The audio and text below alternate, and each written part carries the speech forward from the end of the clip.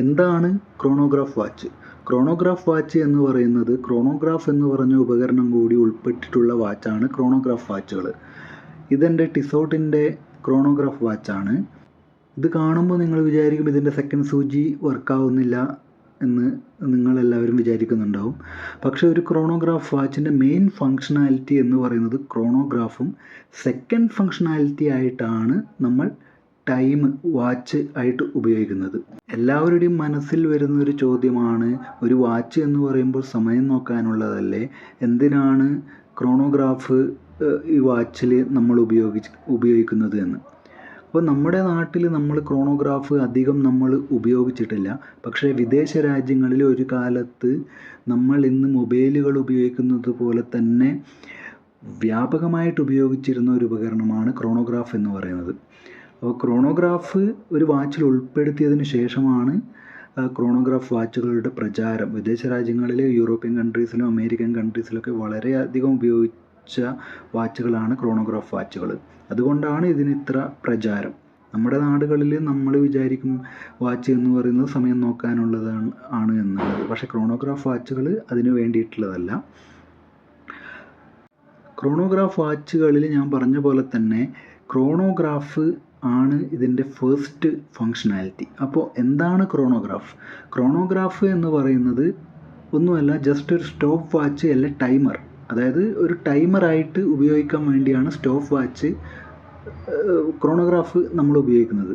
നമ്മളിപ്പം വെള്ളത്തിൽ മുങ്ങിക്കിടക്കുമ്പോൾ നമ്മൾ 10 മിനിറ്റ് മുങ്ങിക്കിടന്നു എന്നറിയാൻ വേണ്ടി നമ്മൾ ടൈമർ ഓണാക്കി വെക്കുന്നത് പോലെ തന്നെ ഈ വാച്ചിൽ ഈസി ആയിട്ട് ടൈമറുകൾ നമുക്ക് ഓണാക്കി വെക്കാം, ട്രാക്ക് ചെയ്യാം എന്നുള്ളതാണ്.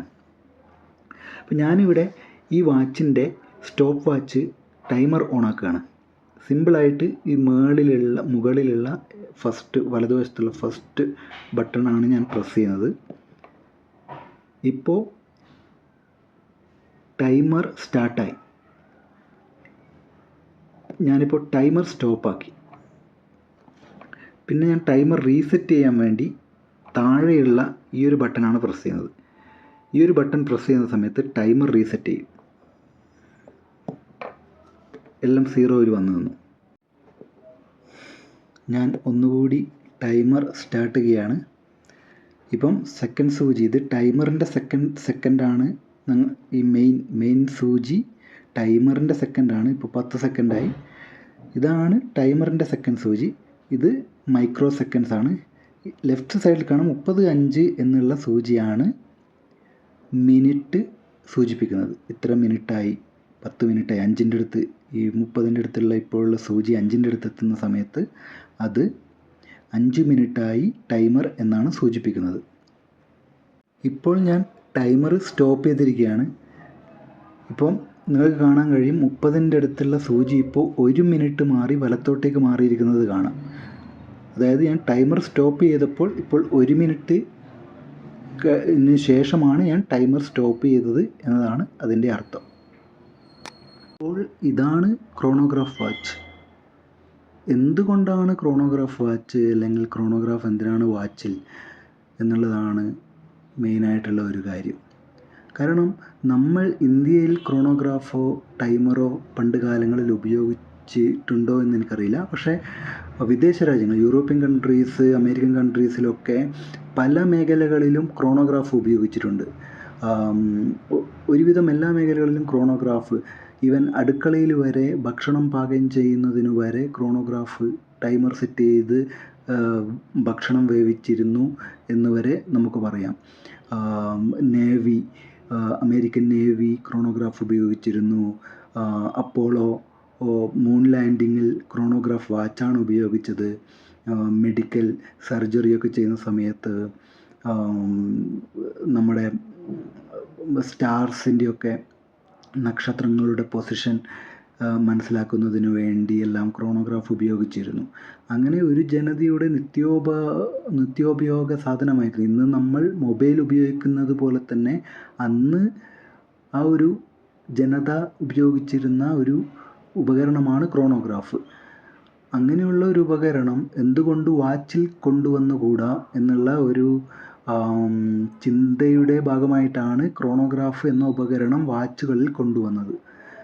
അത് വളരെ സിമ്പിളായിട്ട് തോന്നുമെങ്കിലും പക്ഷേ ഇതിൻ്റെ എൻജിനീയറിംഗ് വൈദഗ്ധ്യം, അതായത് മെക്കാനിക്കൽ എൻജിനീയറിങ്ങിൻ്റെ ഒരു മാസ്മരിക വൈദഗ്ധ്യമാണ് നമുക്ക് ക്രോണോഗ്രാഫ് വാച്ചുകളിൽ കാണാൻ കഴിയുന്നത്.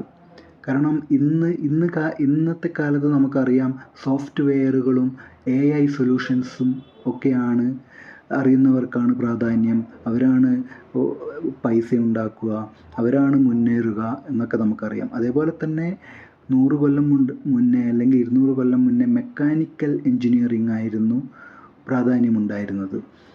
എയറോനോട്ടിക്കൽ എയർക്രാഫ്റ്റ്, വിമാനത്തിൻ്റെ എൻജിൻ ഉണ്ടാക്കുക, യുദ്ധക്കപ്പലുകൾ, യുദ്ധത്തിന് വേണ്ടിയിട്ടുള്ള എക്യുപ്മെൻസുകൾ ഉണ്ടാക്കുക എന്നുള്ളതൊക്കെയായിരുന്നു അന്നത്തെ കാലത്ത് ഗ്രേറ്റ് അച്ചീവ്മെൻ്റ് ആയിട്ട് നമുക്ക് പറയാൻ പറ്റുന്നത്. അതേപോലെ തന്നെ ക്രോണോഗ്രാഫ് എന്ന ഉപകരണം വാച്ചിൽ കൊണ്ടുവന്നതോടുകൂടി അതൊരു വലിയൊരു കണ്ടുപിടുത്തമായിട്ട് തന്നെയാണ്, അച്ചീവ്മെൻ്റ് ആയിട്ട് തന്നെയാണ് ആൾക്കാരന്ന് കണ്ടിരുന്നത്. കാരണം നിത്യോപയോഗ സാധനമായിരുന്ന ക്രോണോഗ്രാഫ് ഒരു വാച്ചിൽ കിട്ടിയതോടുകൂടി ആൾക്കാർ മെയിനായിട്ട്, അതായത് ക്രോണോഗ്രാഫ് എന്ന ഫങ്ഷണാലിറ്റി മുന്നേ അവർ വാച്ച് എന്നത് സമയം നോക്കാനാണെങ്കിൽ, ക്രോണോഗ്രാഫ് കൂടി വാച്ചിൽ വന്നതിൻ്റെ ഭാഗമായിട്ട് ടൈമർ, അതായത് ക്രോണോഗ്രാഫാണ് ആദ്യം ഫസ്റ്റ് ഫങ്ഷണാലിറ്റി ആയിട്ട് വാച്ചിൽ ഉപയോഗിച്ചിരുന്നത്. സെക്കൻഡ് ഫങ്ഷണാലിറ്റി ആയിട്ടാണ് സമയം നോക്കുവാൻ വാച്ച് ഉപയോഗിക്കുന്നത്.